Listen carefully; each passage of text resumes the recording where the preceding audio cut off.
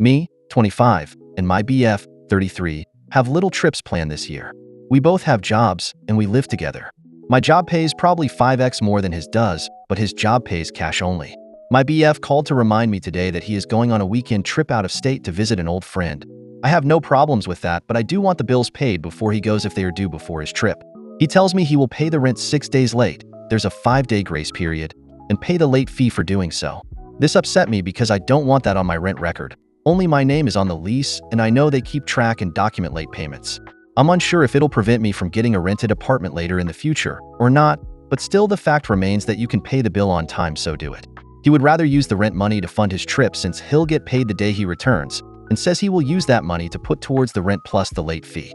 He knows my job has been cutting hours for 2 months now. My check will be almost $600 less than usual, and who knows what could happen where we need the money for something and we don't have it. I told him he should pay the rent and not use the money for his trip. It's irresponsible. He even tried to cover himself by saying, "I'm telling you 3 weeks in advance, I won't have any extra money to give because I'm going out of town for 3 days. I told him, that doesn't sound wise since I'm being cut over half of my usual paycheck and you're getting cut too. He got upset and told me, "You have a trip you're going on in November, why can't I go to mine?" And I said, "Yes I do, but I'm going to pay my bills before leaving if they are due. I'm not going to neglect my bills for 3 days of fun, especially when I know they're cutting hours at my job and yours. Who's in the wrong here?" Edit. I forgot I was talking to Reddit, not PPL in my neighborhood. LOL. We use the phrase, "I make X amount more," so lightly to emphasize that we make more. We don't take it literal. I make $14 and some change an hour. If I get 40 hours a week, I'll bring home over 1K or close to it bi-weekly before taxes. He gets paid in cash and makes like $8 and some change per hour. He works 10 hours a day for 6 days a week, but his hours get cut and so do mine. Right now, I'm probably only getting 14 to 26 hours a week. He's probably getting cut 5 to 7 hours a day. He gets paid weekly. Our shared monthly expenses don't even equal $1,000. 2. You know his job isn't illegal, just pays cash.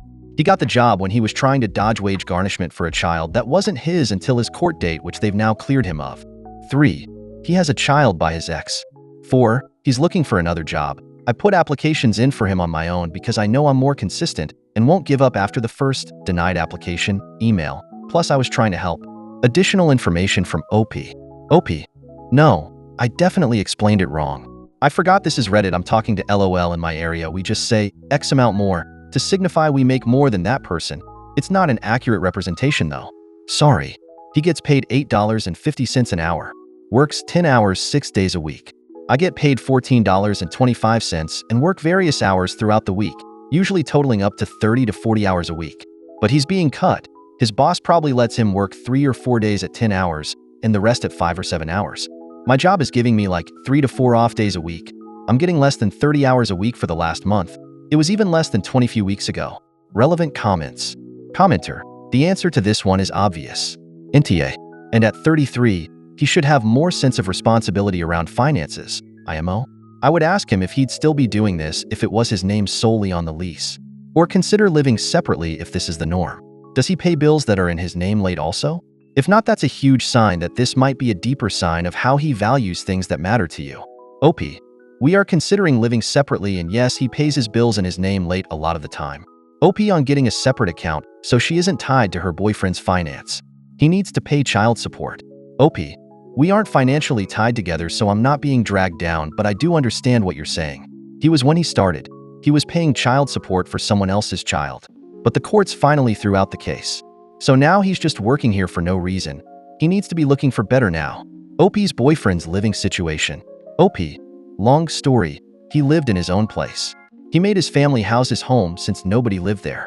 They kicked him out after 5 years because they wanted to charge him rent, and he didn't want to pay rent because, as he said, "I've been there 5 years and didn't have to pay anything, so why y'all coming around now trying to hustle money out of me?" Update. He has moved out. I will just come out and say that. He's currently moving his last bit of clothes and has taken his favorite things in the world next to his daughter, not with me, already, his PS4 game system and his 75-inch TV. Also, he told me that he wanted to pay the rent late because he also had a surprise for me. He said he was going down there to see his friend because he was coming back home with a car. He has purchased it from this friend apparently, and it was a surprise. I told him I was happy for him. If this is true, we'll see in a week. since he's been without a car for a long time, and I've been without a car as well, but doesn't really excuse paying rent late. Thanks for the advice and help. Also, please don't congratulate me. I knew I had to do this, but I'm not leaping for joy about it. We haven't broken up, but I am reevaluating if this will even work anymore. Long discussion ahead. OP on how she met her boyfriend before things went bad. OP, then don't. Life happens. When I met him, he had 2 jobs, a house and a vehicle. JFC, y'all are so judgmental, it's crazy. And like I said, moves have been made to adjust it. First things first, he's moved out literally the same day. Not a week later. 24 hours. This is the updated post. I'm not teaching anyone anything because nobody is here except me. Y'all still gonna complain even when I'm pushing him out, lol troll someplace else bruh. Is the car registered to both OP and her boyfriend? OP. Nah, he made it clear it's his car and he's willing to help me if I need it. But don't get it confused, it's his. I'm not driving it or anything lol. He's one of those men who don't let women drive their cars. For those who can't read the screenshots, I'll just sum it up here. My BF moved out last week. He didn't pay his share of the rent before moving out. This left a big inconvenience on me since I haven't been receiving any hours at work. He did have the rent money at one point before moving out, but he used it towards buying a car / going to Arkansas to see friends. He said he would just give me the rent money the next week, today, with no problem. Now he's saying he is having problems paying me the rent money he owes plus the late fee for not paying it on the first lol. He's complaining that if he gives it to me, he won't have any money for his new place or his new car. Things that he knew he couldn't afford before moving out, yet he still did it instead of waiting and stacking up his money. He wants me to borrow $88 of the $185, but I don't have anyone to borrow it from, which upset him. I told him I had $60 left after I paid off a few little things from my check. I get paid weekly. My check was probably $100 lol. The $60 was used to pay towards my phone bill, which is $95. So clearly I'm not in any position to be giving him money since I don't have it myself. Again, this upset him. I knew this would happen if he went to Arkansas with the rent money, but OFC he talked it down and said it would be okay. Now we are back in a bind. Relevant comments. OP on how she ended up in this situation with her BF. OP. We lived together because he got kicked out of his home by angry relatives and needed a place to live fast, and I had my own apartment at the time, so I said he can stay till he gets back on his feet. A few weeks turned into a year. He is always saying he wanted to move back to the countryside like he was before, away from the city and people. He didn't like I was the owner of the place we lived and therefore wanted out, so he can own his own place and things, and doesn't feel like he's riding someone else's coattails. Yeah, we are still together. We didn't break up. We just, as many have said, have communication issues and have a hard time expressing it without it leading to a fight or a misunderstanding. I'm seeking therapy and I'm asking him to join me. It's free by my job. OP on her BF telling her to borrow money. OP, he wasn't trying to drop it. He literally was telling me to borrow the money because he couldn't pay for it. He said let it go, but brought it back up again in the screenshots. This time asking me to borrow the $88 because he wanted to keep that part of the rent for himself to spend on whatever he wanted. He asked me to borrow $88 before and after. He never dropped it. He called me right after to ask me to ask my coworkers, which OFC I said no to. That's ridiculous. He blew our rent money on a car that he can't afford, and weed. Yeah, I don't trust he won't blow $88 too. Not to mention it's for the rent, and I can't afford to give him it. The rent is already late ASF. We're at $25 additional late fee a day. The total is over $180 now. If the pics are out of order, but I can gladly send you a screenshot lol. He said, drop it, yesterday, and brought it back up again today. Because clearly it bothers him that he has to accept his bad decision making of buying a car even though he can't afford it. He has no valid license, flags, expired tags, and fake plates. He didn't need a car right now because he can't afford it. He needed to pay the damn rent, something he can afford to friggin' do. Commenter, you assume he's going to buy weed. You don't know for sure. He might already have some. TBH, $88 is a weird amount to buy weed with. You're just trying to discredit him, and it's not working. OP, he doesn't have any weed. I'm not assuming I know 100% fact. Only person assuming is you. I checked his stash, empty. He complains daily how he needs weed to get through the week. He wanted to cut off some of the rent money literally for weed. He even said that. Nothing I'm saying is an assumption or a play to discredit him. I just didn't think I'd have to break down his whole history and background to simple-minded PPL, just to point out that he skipped on paying rent for a car and apartment he can't afford and wants to use a portion of it for gas and food, which is really weed. He has food stamps, so he doesn't need money for food, and he doesn't need $88 for gas, and when he took me to work it was over halfway full. I'm not a rocket scientist, but I damn sure am not a halfwit. Update. This situation has gone from "I need a little advice" to "what the hell is happening" territory real quick.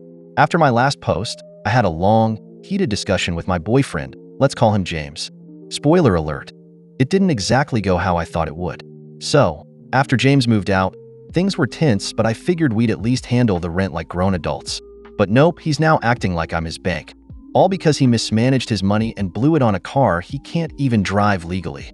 When I told him I didn't have the $88 to spare for his rent portion, he hit me with the most absurd response ever. "Can't you just ask your mom or something? Or maybe one of your coworkers?" Y'all, this man who is 33 years old is out here suggesting I go panhandling to my own mom or coworkers so he can pay his rent late. Like, what? I told him flat out, I'm not asking anyone for money because you're irresponsible. He didn't like that one bit. He actually had the nerve to get mad, saying, "Well, I guess I'll just figure it out myself then," as if I'm the one who screwed up here. Fast forward to this morning. I'm getting ready for work, juggling bills in my head like a stressed-out circus clown, when James texts me asking if I've had any luck finding someone to borrow the $88 from. I was so stunned I almost dropped my phone. Dude was dead serious. I called him, fully prepared to tell him where he could shove that $88, but before I could even get a word out, he drops a bomb. Apparently, the car he went to buy, it's not just some old beater like I assumed. No, he went ahead and bought a 2020 Camaro. A Camaro. I couldn't believe it. The man has no license, expired tags, fake plates, and can't even afford his rent. But somehow he thought a Camaro was a good investment. I mean, it's like he's starring in his own personal episode of Poor Life Choices, The James Chronicles. I asked him point blank, "How are you going to afford the payments on this thing?" And of course, his response? "Oh, my friend hooked me up, it's all good." Sure, James. That sounds super reliable. Why didn't I think of buying a sports car I can't legally drive on a handshake deal? Now here's where it gets really crazy. I thought this Camaro nonsense was the peak of his foolishness. I was wrong. James, in all his wisdom, casually mentioned that he was thinking about flipping the car for a quick profit to pay his bills, but first he needed to test drive it to make sure it's running smoothly. Y'all, I almost choked. He's about to take this illegal, uninsured, unregistered Camaro out for a spin around the block like he's in Fast and Furious, Rent Dodger Edition. I told him this was probably the dumbest idea he's ever had, and that's saying something. But of course, James brushed it off like I was the one overreacting. "Relax, I'll be fine," he said. "I just need a few minutes to see how it handles." At this point, I'm done. Completely done. I just said, "All right, James, do what you want. But don't call me when you get pulled over or wreck that thing." He got all quiet after that, probably realizing I wasn't playing anymore. We hung up, and now I'm just sitting here wondering if he's seriously about to risk jail time over a joyride in a car he can't afford to keep. Honestly, part of me expects to get a phone call from him in the middle of the night saying he's in some backwater jail and needs bail money. And if that happens, I might just change my number. So yeah, that's where I'm at right now. James is out there making wild, reckless choices while I'm over here trying to figure out how to keep the lights on and make sure my rent isn't completely screwed. I'm not even mad anymore, just exhausted. We haven't officially broken up, but this whole situation is making me seriously reconsider the relationship. Like, how many bad decisions does it take before you realize someone's not worth the stress? I'm still trying to stay calm and not make any rash decisions. I mean, people make mistakes, right? But this feels like more than just a mistake. This feels like a full-on pattern of irresponsibility and immaturity that I can't keep cleaning up after. So, I guess we'll see what happens next. Maybe James will finally get his act together. Or maybe I'll end up with a new roommate who knows how to pay rent on time. Final update. So after that last call, I hadn't heard much from James. Honestly, I was hoping he was off somewhere, quietly regretting his life choices. But nope, turns out he was busy making even worse ones. Here's how it all went down. A couple of days after our conversation about the Camaro, I was chilling at home, trying to catch a break from all the stress, when I got a text. It was James, no. Scratch that, it was a picture from James. A selfie of him leaning on the hood of that shiny, black Camaro with a big grin on his face. Oh, and did I mention? He had a police cruiser in the background. Yeah, you can probably guess where this is going.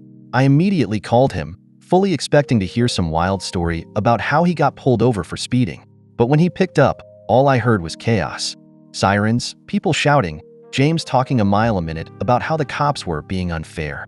Apparently, he decided to take that Camaro out for his little test drive, like he said, but the universe had other plans. Not even 5 minutes into his joyride, he got pulled over for the expired tags, right? But instead of pulling over like a normal human being, James thought it would be a genius idea to try and talk his way out of it while still driving. Spoiler, it didn't work. The cops weren't having it. They told him to pull over again this time, with more authority, and what does James do? He panics and hits the gas. Yes, y'all. He tried to flee the scene in a Camaro with fake plates. I'm not even making this up. He told me he thought he could just get out of the area and figure it out later. Yeah, no. The cops weren't in the mood for games. Before he could even get up to speed, they boxed him in, pulled him out of the car, and slapped the cuffs on him right there. So now, I'm on the phone with this fool, listening to him rant about how he's being targeted, and it's not fair, while I'm trying to keep from laughing at the sheer stupidity of it all. Like, how do you get yourself into this mess and still think you're the victim? Long story short, James got arrested for reckless driving, resisting arrest, and driving without a valid license, among a laundry list of other charges. And guess what? That Camaro? It wasn't even fully paid for. Turns out his friend was supposed to be financing it for him, but now that it's impounded, there's no chance in hell James is getting it back. So, all that drama for nothing. Now, here's where things really took a turn. After the arrest, James had the audacity to call me again from jail. He had one phone call, and guess who he used it on? Yours truly. He's begging me, absolutely pleading with me, to bail him out because I'm the only one who can help. Apparently, his boys were nowhere to be found, and his family was tired of his shenanigans too. I couldn't help it, I laughed. Out loud. Like a full-on belly laugh. This man, who couldn't even pay rent, who left me scrambling with bills and who spent weeks being irresponsible, was now asking me to shell out my hard-earned money to fix his mess? I told him, as calmly as I could manage, James, you've been making dumb choices for months, and now you want me to fix them? Nah, I'm done. And that's when he lost it. He went off about how I was betraying him, how I didn't care about him, and how I was leaving him in a tough spot. But you know what? For the first time, I felt nothing. Not anger, not pity, just nothing. I realized right then that I was finally done with all of it, the excuses, the drama, the irresponsibility. I'd been carrying the weight of this relationship on my shoulders for too long, and I was tired. I hung up on him, and y'all, it was the most satisfying click of my life. After that, I blocked his number, deleted his contact info, and just to be extra sure went ahead and blocked him on every social media platform known to man. I wasn't about to let him weasel his way back into my life.